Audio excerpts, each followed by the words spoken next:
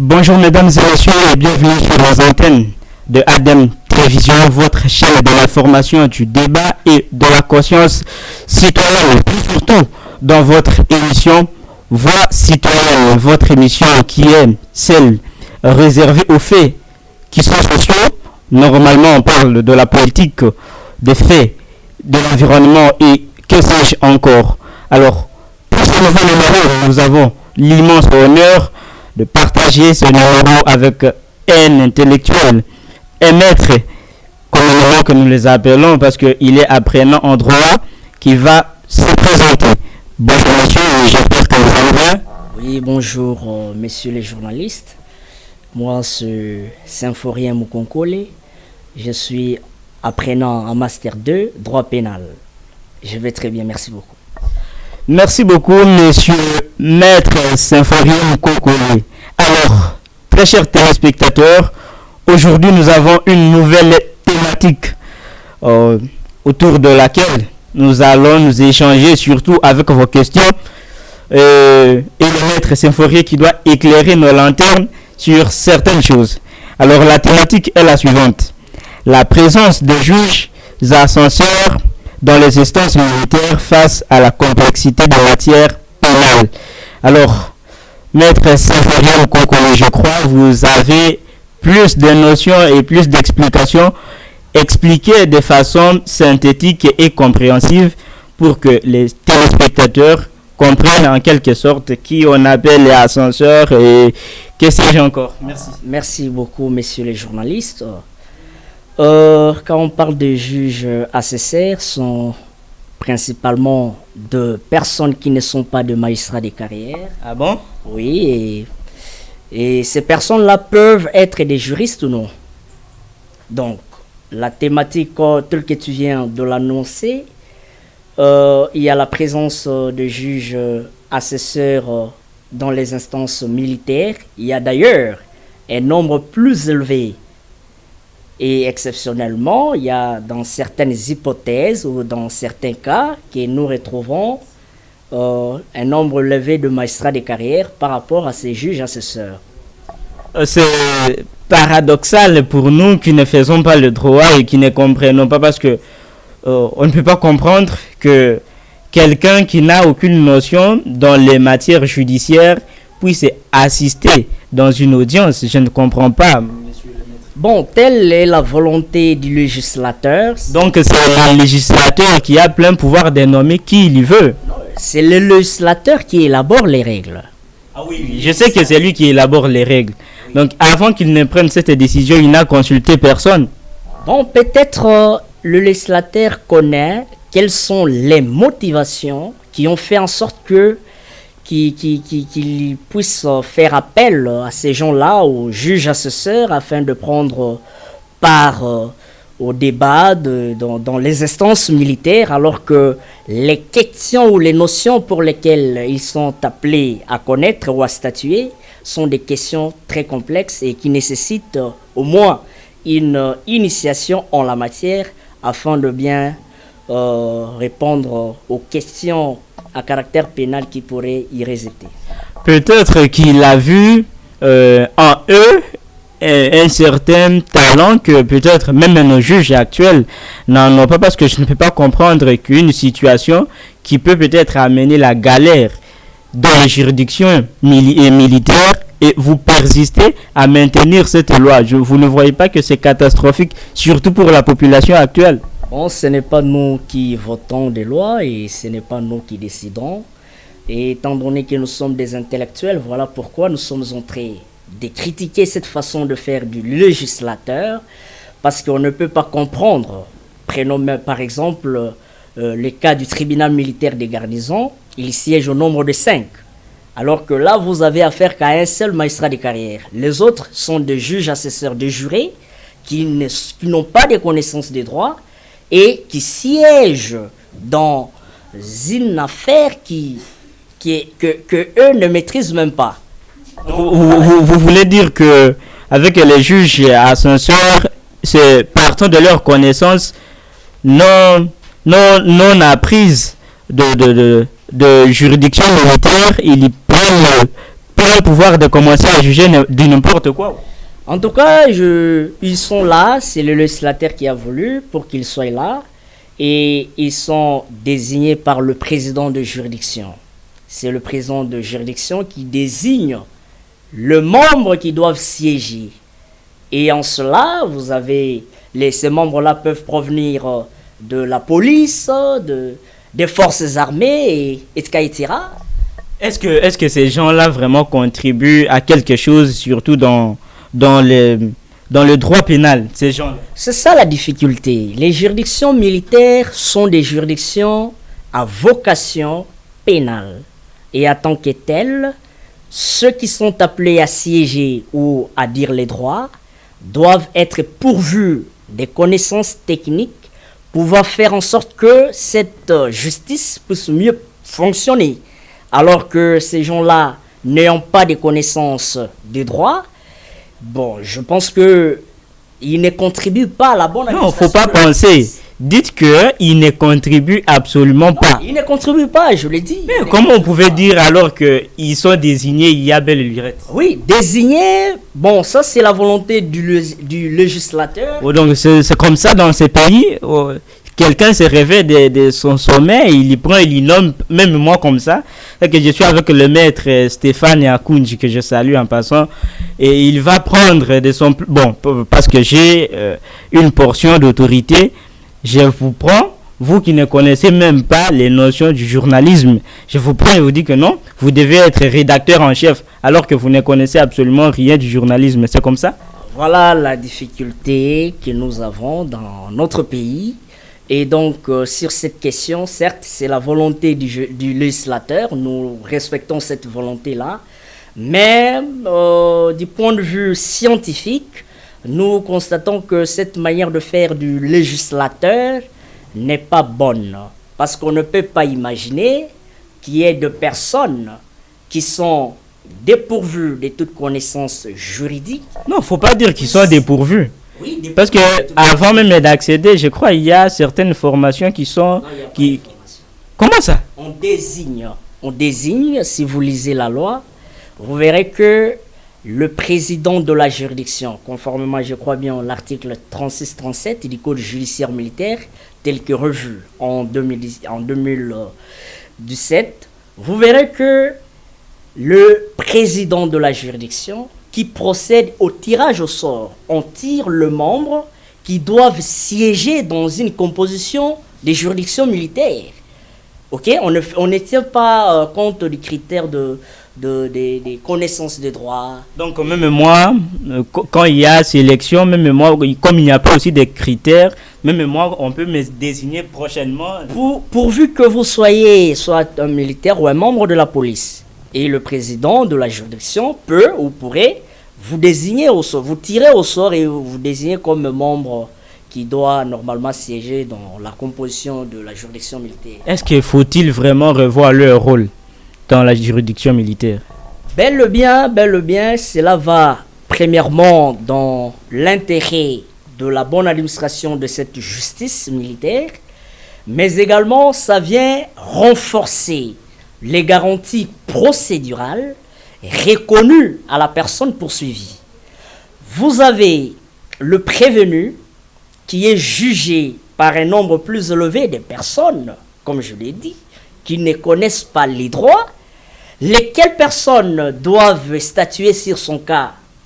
Imaginons que cette personne-là a été poursuivie pour une affaire qui amènerait à la peine de mort. Vous verrez que la vie de ces prévenus est mise à danger. Et pour éviter cela, le législateur devrait revoir ces cadres normatifs afin de permettre la bonne administration de la justice militaire et de renforcer les garanties. Ah, voilà, maintenant je vous comprends parce que vous voyez que ces juges et ascenseurs-là sont en train d'abuser de vos places.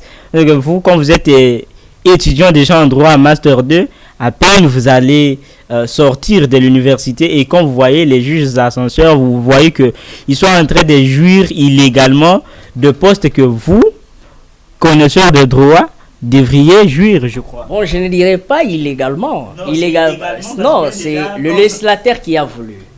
C'est le législateur qui a voulu et on ne peut pas dire c'est illégal. Non, c'est par la volonté du législateur et nous respectons cette volonté-là.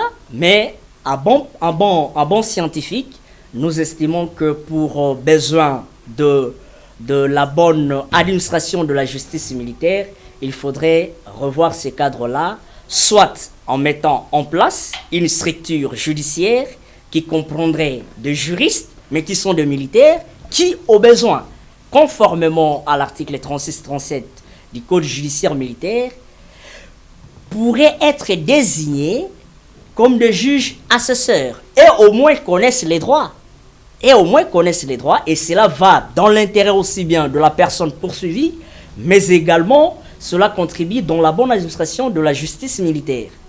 Bon, selon ce que vous avez appris, est-ce que c'est possible, est-ce que l'on retire ces gens de la juridiction militaire ou encore vous voyez leur importance? Parce que on dit toujours la bouche du vieillard sent mauvais, mais quand même ce qu'il a, c'est quelque chose d'extraordinaire. Est-ce que vous voyez encore leur importance dans la juridiction militaire? En tout cas, en matière des droits, et en particulier du droit pénal, on ne peut pas s'improvisionner. Ok? Donc, les personnes qui sont appelées à statuer sur une affaire d'ordre ou de caractère pénal doivent être pourvues de connaissances. Ok? Parce que l'essor du prévenu ou de la personne poursuivie en dépend. On ne peut pas comprendre qu'il y ait dans une composition un nombre plus élevé des juges assesseurs qui sont normalement des jurés puissent dominer cette composition-là, alors que les matières pour lesquelles ils sont appelés à siéger sont des matières qui nécessitent en réalité une formation. Et voilà pourquoi nous sommes à la faculté des droits pour apprendre, et après demain nous pourrions être des magistrats. Donc vous voulez dire que tous ceux qui sont jugés par ces gens-là, ils ne bénéficient totalement pas de leurs droits, vu que si nous deux déjà on a des problèmes à la maison et que je suis juge assesseur, vous voyez dans quelle situation vous trouverez si je participe aussi dans votre juridiction. En tout cas, devant les instances militaires, moi j'ai dit qu'il n'y a pas un équilibre, parce que vous verrez que parmi les garanties procédurales reconnues à la personne poursuivie, il y a le droit d'être jugé par un tribunal compétent.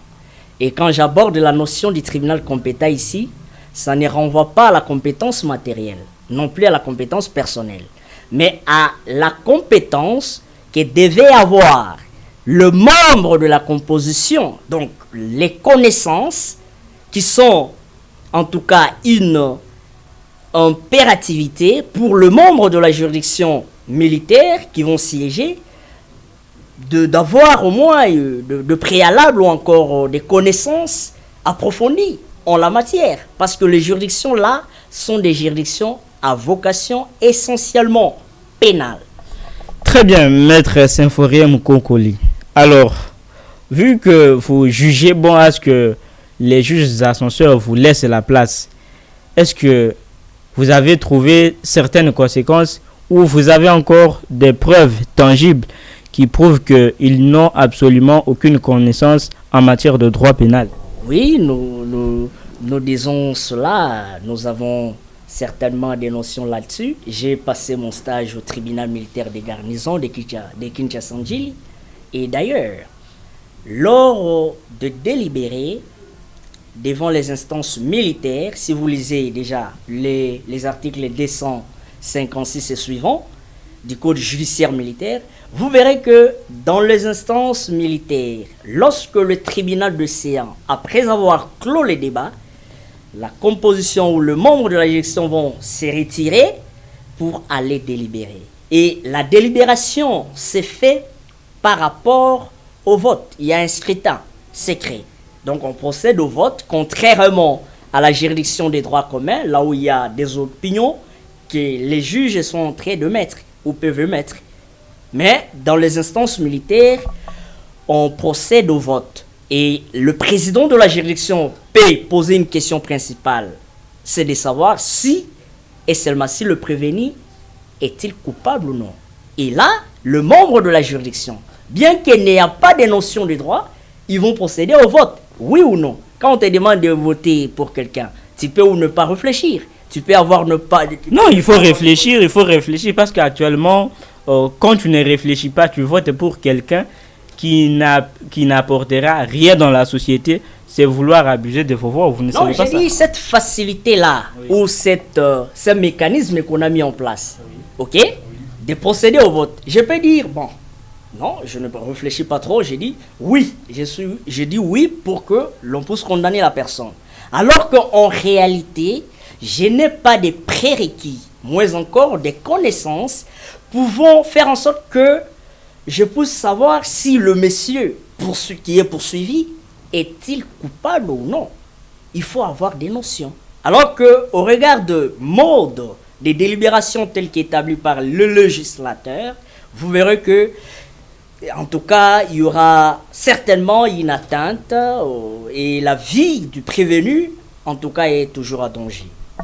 Très chers téléspectateurs, nous vous rappelons que vous êtes sur les antennes de ADEM Télévision et surtout dans votre émission Voix citoyenne. N'oubliez pas de être dans nos différentes plateformes qui sont là et le numéro qui est en bas de votre écran.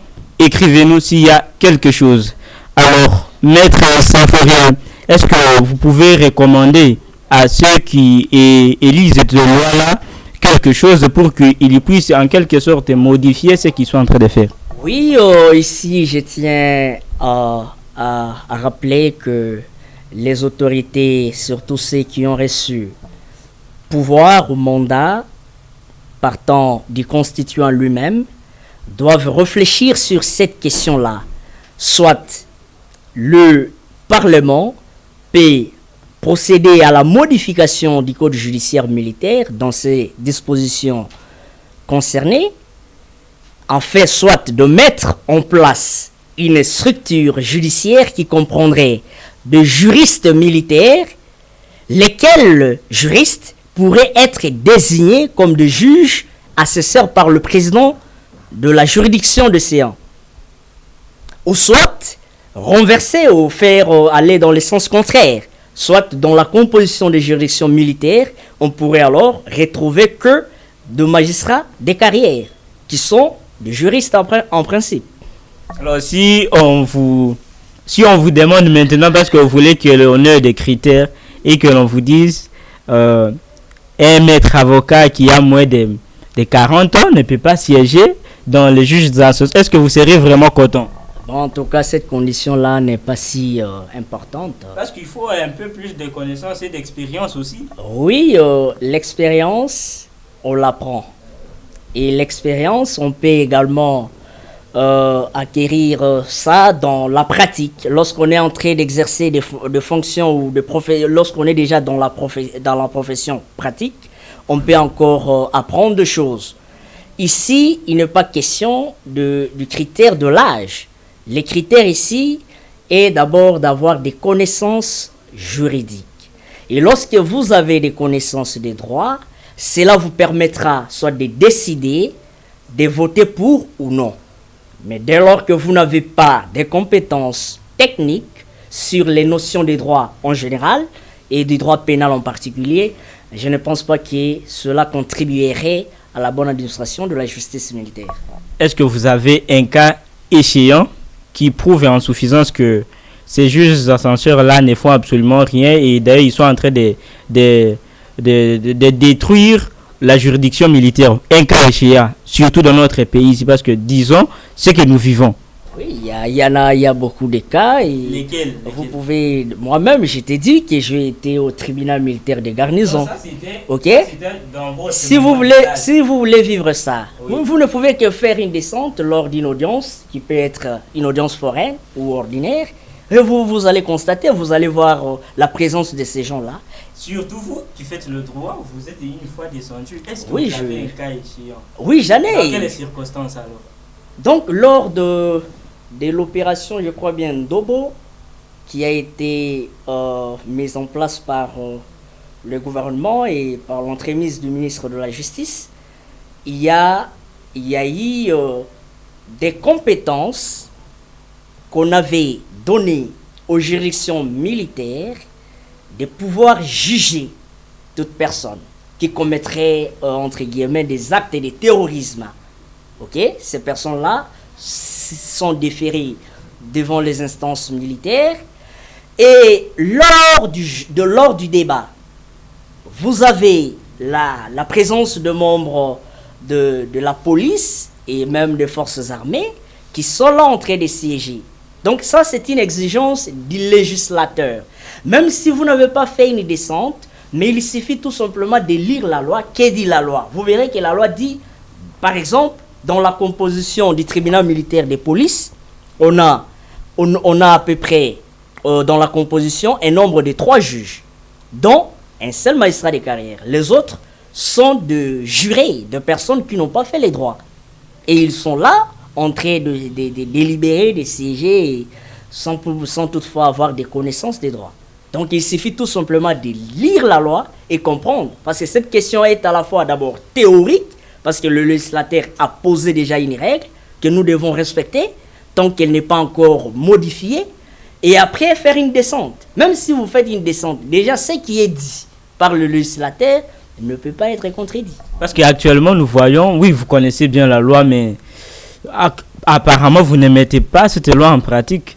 Vous-même, je peux prendre l'exemple des hommes de droit. Ils savent que violer, c'est déjà un crime. Mais apparemment, nous vous trouvons toujours dans ces mêmes situations avec nous. Alors, on se demande, mais est-ce que ce n'est pas aussi bon que ces juges ascenseurs-là jouent toujours leur rôle, vu que vous-même, vous êtes en train de vous abuser illégalement? En tout cas, je ne suis pas contre les juges assesseurs, mais je suis contre ceux qui ne connaissent pas les droits. Et ceux qui ne connaissent pas les droits sont des jurés. Ascenseurs. Oui, tout juge assesseur n'est pas forcément juré. Donc vous étiez en train de dire ici que eux, parfois, ils n'ont même pas de connaissances. Oui, j'ai dit, oui, dans la composition des juridictions militaires, quand on parle des juges assesseurs, ok, oui, ce sont des personnes qui ne sont pas des magistrats de carrière. Et dans ce concept juge-assesseur, on peut ou ne pas retrouver des juristes. Mais dans la plupart des cas, il n'y a pas de juristes. Voilà pourquoi j'aborde la question de jurés.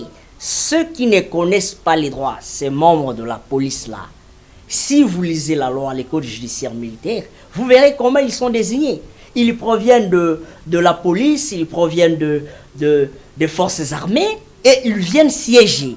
Si tu es militaire, le président de la juridiction peut te tirer au sort et s'il trouve bon, et après tu vas faire partie de la composition. Tu vois un peu? Oui. Il suffit tout simplement d'être militaire ou membre de la police et le président de la juridiction peut vous désigner comme juge assesseur. C'est là pour un délai de 3 mois. Très bien. Est-ce que... un dernier mot pour vous? Un dernier mot, est-ce que vous avez quelque chose à dire ou quelqu'un chez qui vous faites référence surtout dans vos notions juridiques? Oui, j'ai mon maître, mon formateur, monsieur le professeur Espoir Massamanki, qui m'a appris en 2e année des droits, la procédure pénale militaire, et en master 1, et les questions approfondies des droits pénals et procédures pénales militaires. Je le salue là où il est. Et donc pour moi, il faut que le législateur prenne conscience. Les juridictions militaires sont des juridictions qui ont une vocation essentiellement et même exclusivement pénale.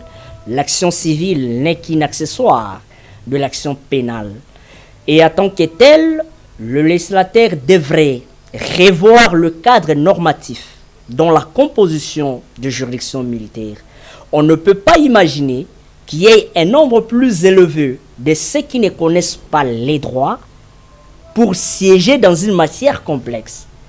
C'est parce que ces juridictions peuvent même connaître des crimes internationaux, tels que prévus dans les statuts de Rome, notamment la haute cour militaire ou encore la cour militaire. Donc, il est important que l'on puisse revoir ces cadres normatifs afin de permettre la bonne administration de la justice militaire et de renforcer les garanties procédurales telles que prévues dans la Constitution et les instruments internationaux.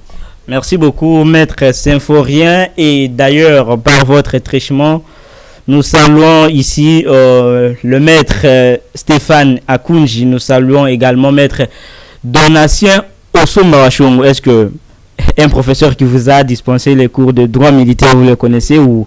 Je l'ai déjà cité, monsieur le professeur Massamanki. Et c'est un grand maître, mon formateur. Et je tiens également à remercier cette figure scientifique emblématique. Je tiens également à remercier un ami qui est pour moi un frère, là où il est, Gabriel Lotola, là où il est, pour tout ce qu'il est en train de faire pour moi. Merci beaucoup. Très chers téléspectateurs, nous sommes presque à la fin de notre émission et vous étiez sur les antennes de ADEM Télévision sur votre émission Voix citoyenne. Continuez toujours à réagir, nous questionner et surtout, nous sommes là pour répondre à vos desiderata. Nous retrouverons très prochainement le vendredi et à la même heure. Merci beaucoup. Au revoir.